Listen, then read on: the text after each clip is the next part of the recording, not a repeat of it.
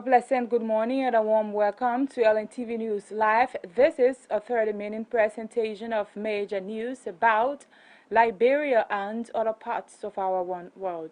It's Tuesday, the 15th day of February 2021.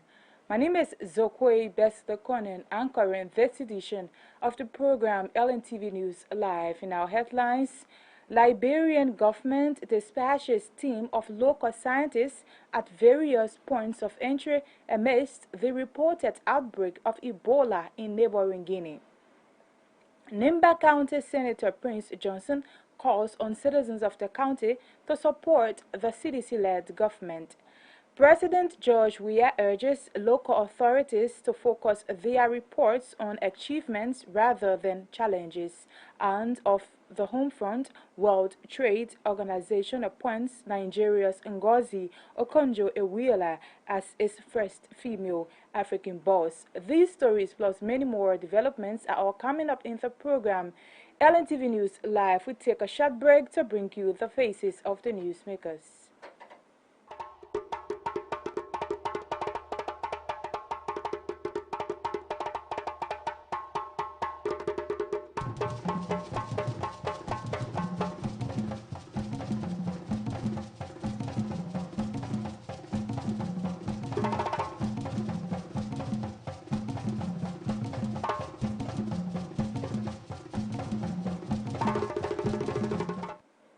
Welcome back to Lntv News Live.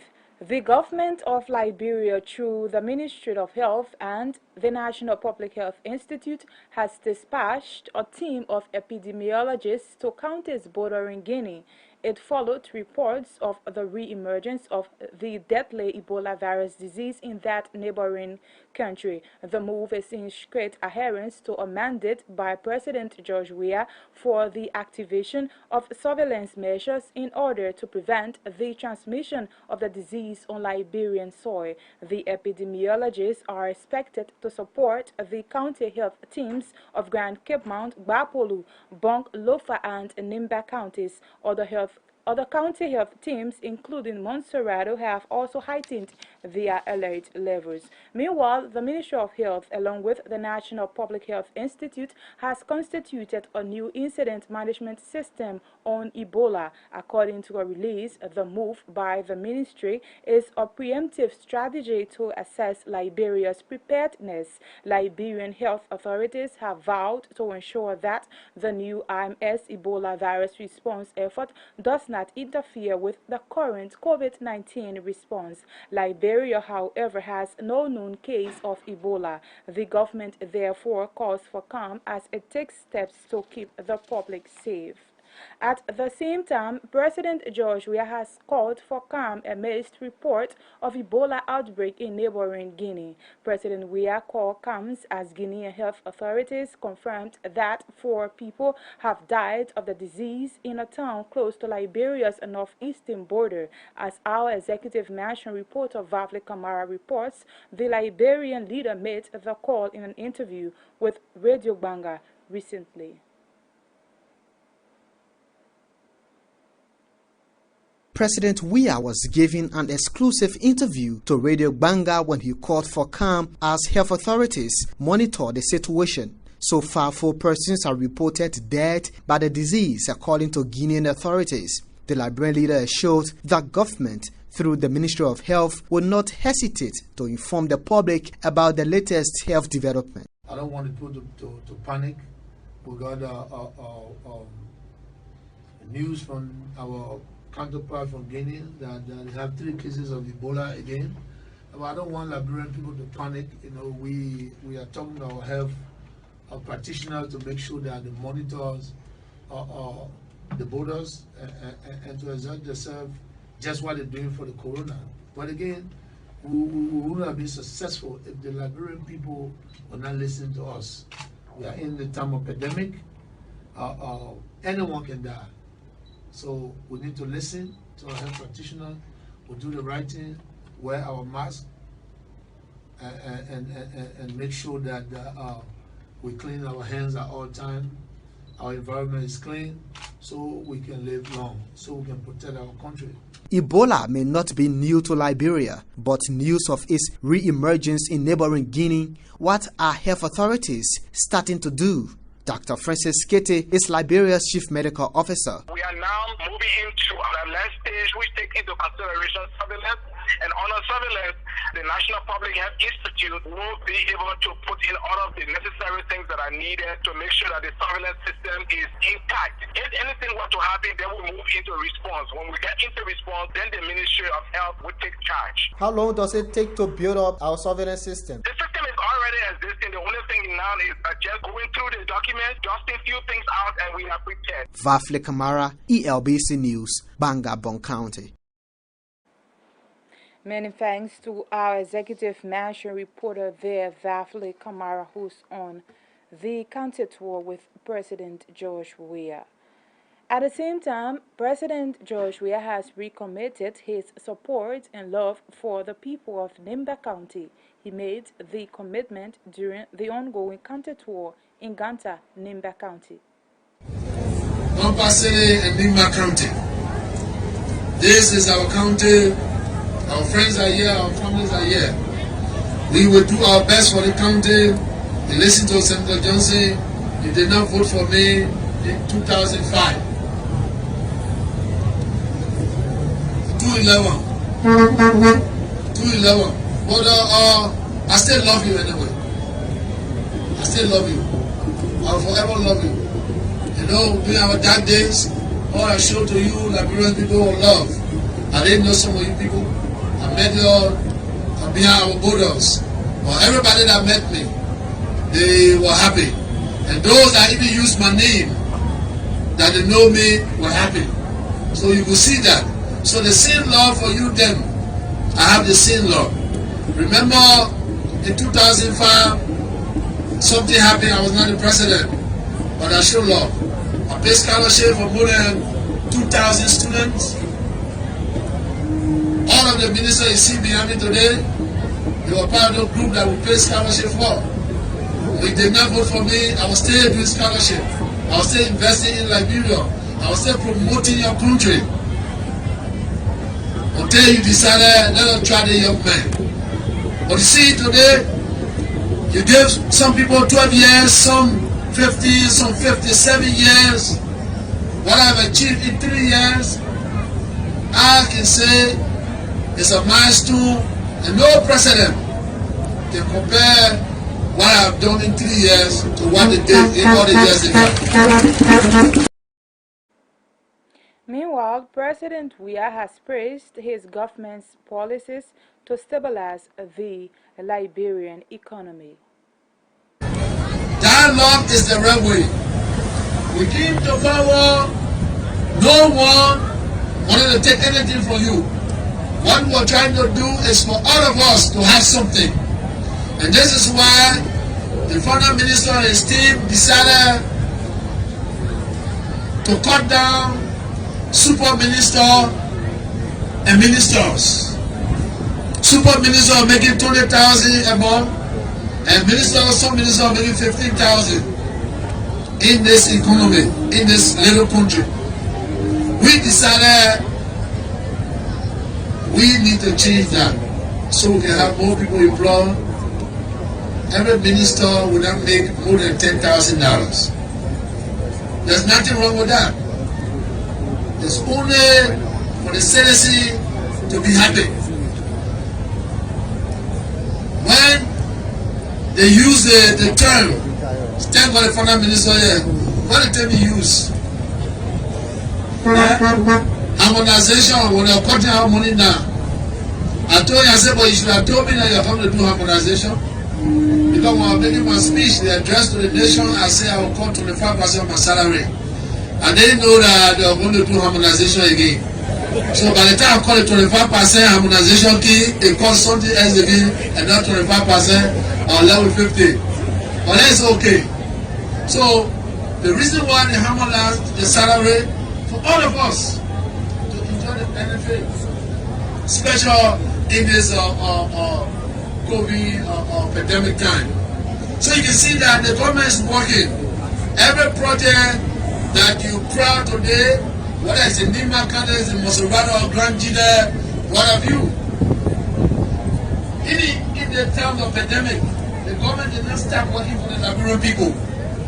We'll be working for you every day. We talk to our partners to let them know that the survival of this country depends on cooperation and collaboration.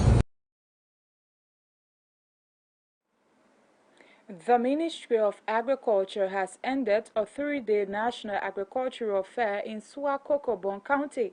The event was held under the theme Investment in Agriculture for Prosperity and Development. Rachel Corley attended the program and back in studios. She compiled this report.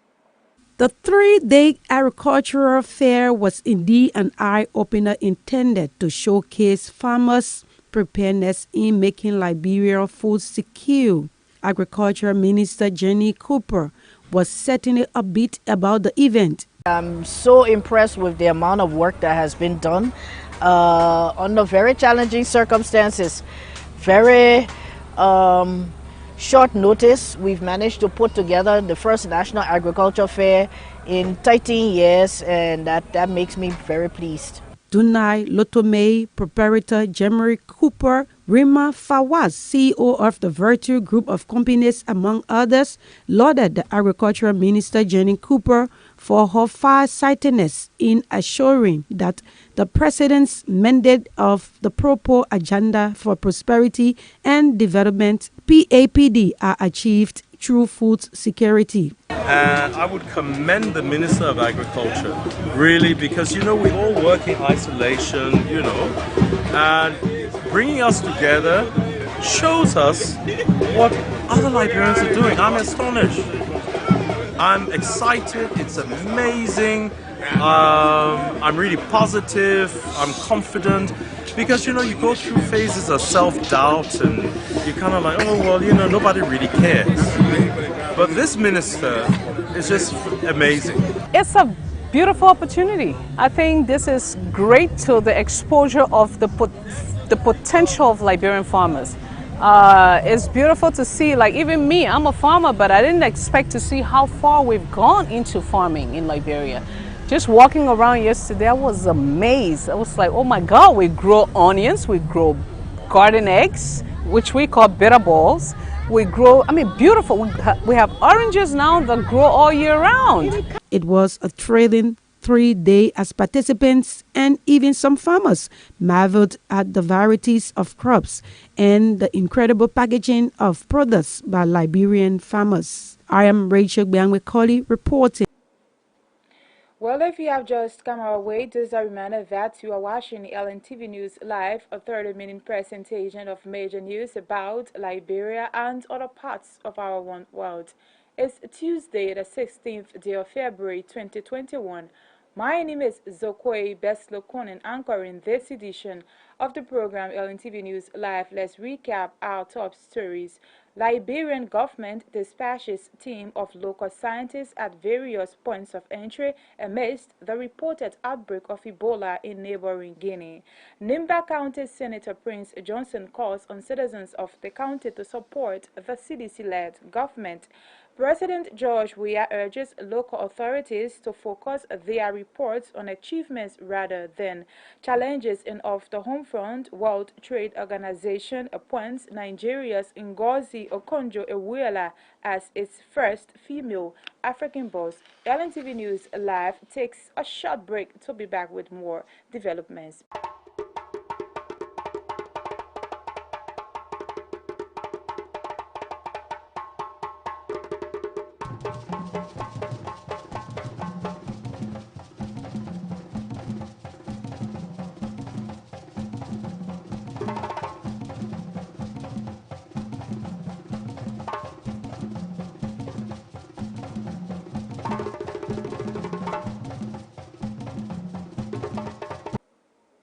Welcome back to Lntv News Live. We continue with the program. A prominent Liberian educator, Rebecca Wilson, is dead. According to reports, Madam Wilson died recently at age 98 following a protracted illness. She was former principal of the famous Monrovia Demonstration School. Madam Rebecca Wilson, regarded as a staunch disciplinarian, contributed immensely to the growth of the Liberian educational system during the 1970s and 80s. Foreign Minister D. Maxwell Kimaya has reaffirmed government's commitment to empowering local farmers to enhance their production capacity. Minister Kimaya said every little effort by farmers in helping the country achieve food security will be recognized by the government. He spoke recently at the close of the National Agricultural Fair in Banga, Bon County. He pronounced and declared agriculture as a major priority for his administration, and in particular this year. In furtherance of that pronouncement, 2 days, day before and yesterday, he took up time at the agriculture fair in Kari, to be specific, where he spoke, interacted with farmers on a guided tour by the Minister of Agriculture, was able to see firsthand products or produce from your respective farms, the farmers from the 15 political subdivisions of our country. It may interest you to know that as a true demonstration of his passion and commitment to the sector, being touched during the presentation of awards to those farmers for their distinction at the fair, during one of the presentations to a farmer. Also speaking, United States Aid for International Development, USAID, Liberia Mission Director Sarah Waters said farmers need more opportunity if they must succeed. Farmers need more fertile soil, they need sunshine, rain, and hard work, but they need opportunities to succeed. And many of these opportunities, farmers have to make themselves through persistence and innovation. But sometimes we all need to pitch in and help our farmers find opportunities and give them a hand. So we heard some really excellent comments today about some of those things that farmers need and agribusinesses need to grow. We've heard about the raw sector. We need to move to more value-added products, make more money for Liberian farmers and Liberian businesses. We heard about access to finance, but we need finance with the right term, the right number of years, and it needs to be affordable. We need access to new markets and export markets. And we're going to get those through implements and the right mechanization, extension services, technical assistance, lab services, access to inputs that's going to supply the products, the quality, and the quantity that markets demand. And finally, we need to make agriculture attractive to youth. We have youth who need jobs in this country. It's a tremendous resource in the future of the country. For his part, World Bank Country Director Kwimantara says Liberia has fertile soil for crops that will attract investment in the agriculture sector. We cannot bring you that clip right now. Let's go over to this one here. Activities marking the bicentennial celebration of Liberia's oldest church, the Providence Baptist Church, have kicked off in Monrovia. The church is celebrating 200 years under the theme Bridge to Providence. The Providence Baptist Church was established in 1821, and it is in the church edifice that Liberia's Declaration of Independence was signed in July 1847. In an interview with the station Monday, the senior pastor of the church, Reverend Samuel Reeves, said the celebration is to commemorate the birth of Christianity in Liberia and the work of the church in the country. Yesterday was the special annual worship service to begin anniversary. This week, on Friday the 19th, we're having a youth bicentennial spoken word even at the church. The young people will be creative with the gospel, with other creative ways of sharing the gospel and how they relate to each other. It will be run by youth and young adults of our church, along with young people from around the country, and other churches and other communities will come in, and we hope to invite all of us to come and join our young people. That's on Friday the 19th. On Saturday the 20th, there will be our bicentennial parade throughout the principal streets of Monrovia. Then the rest of the day, there will be a festival and jamboree between Buchanan and Ashland Streets, Broad and Central Streets. Those streets will be locked down. There will be a grand jamboree festival. There will be a lot of made in Liberia products there. So we're inviting the general public to join us. There will be food on sale. There will be things. The activity is free. There will be things you'll see you like to buy, and there will be just a lot of fun going on. Gospel music, some competition, maybe some dance competition. There's a lot. I believe we also have a health fair going on, and at the same time you can come and get your pressure checked, your sugar checked, get your eyes checked, those kinds of things. There's some basic needs that will be be rendering those who will be a part of it.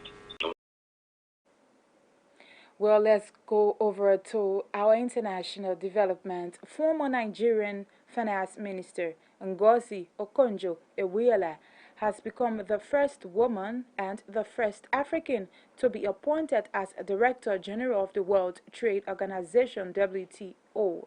Ngozi Okonjo-Iweala was appointed WTO Director General on Tuesday by consensus at a special meeting of the body's General Council.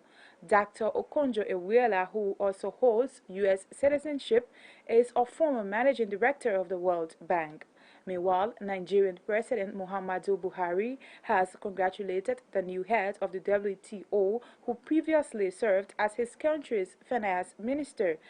President Buhari said in a statement that the Harvard-educated and renowned economist has an incredible track record that will help her to succeed.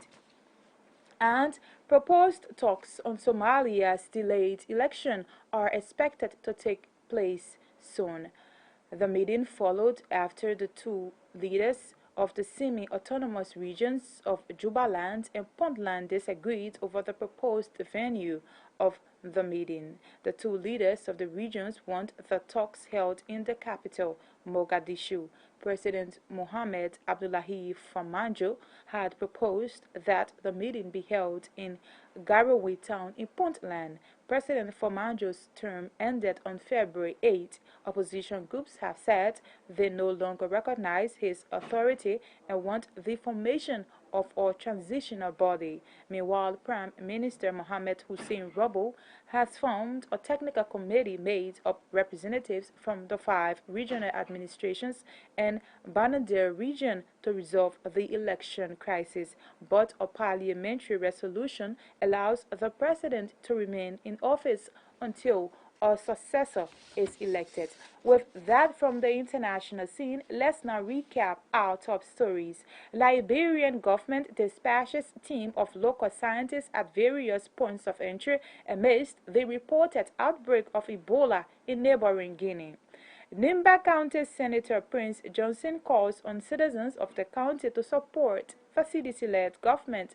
President George Weah urges local authorities to focus their reports on achievements rather than challenges. And of the home front, World Trade Organization appoints Nigeria's Ngozi Okonjo-Iweala as its first female African boss.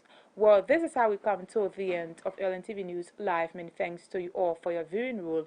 Many thanks to the entire team for making this package a success. Lntv News Live comes on every Monday to Friday with the early edition at 10 to 10:30 in the morning and the late edition at 8 to 8:30 in the evening. On behalf of the team, my name is Zokoi Besler Konen. I've been anchoring this edition. Have a pleasant day. Thanks for watching from Painesville.